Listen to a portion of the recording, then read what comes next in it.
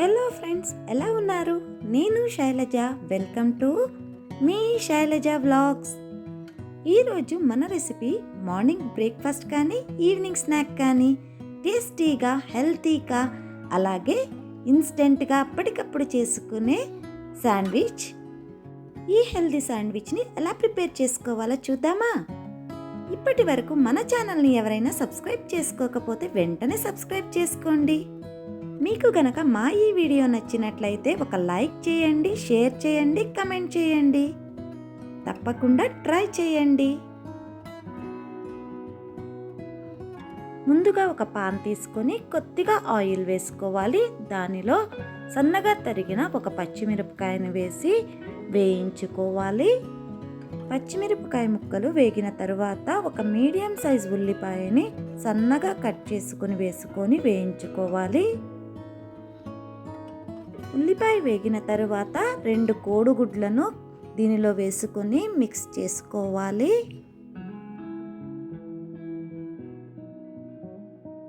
ఇప్పుడు దీనిలోకి కొద్దిగా మసాలా యాడ్ చేసుకుందాము. 1/2 టేబుల్ స్పూను ఉప్పు, 1/2 టేబుల్ స్పూను జీలకర్ర పొడి, 1/2 టేబుల్ స్పూను ధనియాల పొడి, 1/2 టేబుల్ స్పూను గరం మసాలా కూడా యాడ్ చేసుకోవాలి. వీటన్నింటినీ ఎగ్లో మిక్స్ అయ్యేటట్లు మిక్స్ చేసుకోవాలి. ఇప్పుడు ఒక 1/2 టేబుల్ స్పూన్ పసుపు వేసుకొని ఒకసారి మిక్స్ చేసుకోవాలి. దీనిలోనే 1 కప్పు సన్నగా తరిగిన పాలకూరని కూడా వేసుకొని ఇది మగ్గే వరకు మిక్స్ చేసుకోవాలి. పాలకూర కదండి, త్వరగానే మగ్గిపోతుంది. పాలకూరలో యాంటీ ఆక్సిడెంట్స్ చాలా ఎక్కువగా ఉంటాయి. ఇది మన హెల్త్కి కూడా చాలా మంచిది. ఇక్కడ చూపిస్తున్నట్లు ఇలా బాగా మగ్గిన తరువాత దీనిని స్టవ్ ఆఫ్ చేసి పక్కన ఉంచుకోవాలి.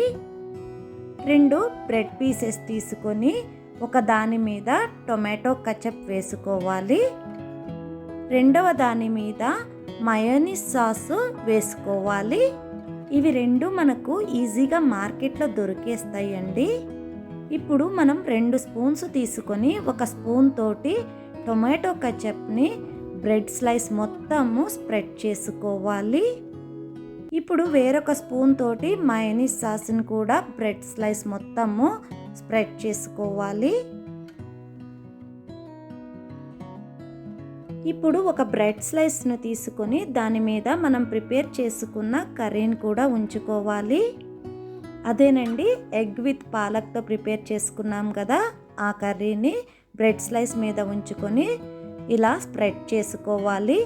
దీనిపైన 2వ బ్రెడ్ స్లైస్ ఉంచి పక్కన ఉంచుకోవాలి.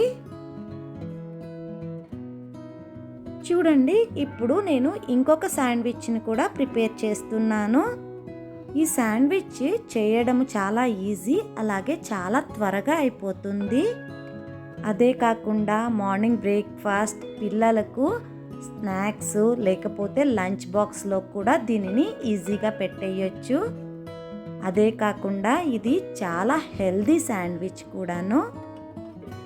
పిల్లలైనా పెద్దలైనా చాలా ఇష్టంగా తింటారు.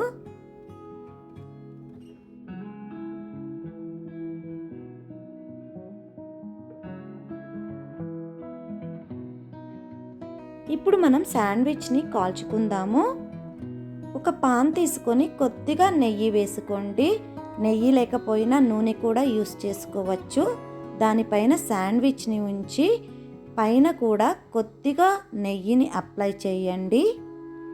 మీడియం ఫ్లేమ్లో ఒక 1/2 నిమిషం పాటు కాల్చుకుంటే ఒక సైడ్ రెడీ అయిపోతుంది. దానిని టర్న్ చేసుకొని ఇంకొక 1/2 నిమిషం పాటు రెండవ వైపు కూడా కాల్చుకుంటే శాండ్విచ్ రెడీ అయిపోతుంది. దీనిని ఓవెన్లో పెట్టాల్సిన అవసరం లేదు. ఇలా పాన్ మీద కూడా ప్రిపేర్ చేసుకోవచ్చు మనం శాండ్విచ్. ఇలా రెడీ అయిపోయిన శాండ్విచ్ని ప్లేట్లోకి తీసుకోవాలి. ఇక్కడ రెండో శాండ్విచ్ కూడా ప్రిపేర్ చేస్తున్నాను చూడండి. చాలా ఈజీగా, చాలా హెల్తీగా, చాలా టేస్టీగా ఇలా శాండ్విచ్ని ఇన్స్టెంట్గా ప్రిపేర్ చేసుకోవచ్చు. మీరు కూడా తప్పకుండా ట్రై చేయండి. పిల్లలు కూడా చాలా ఇష్టపడతారు.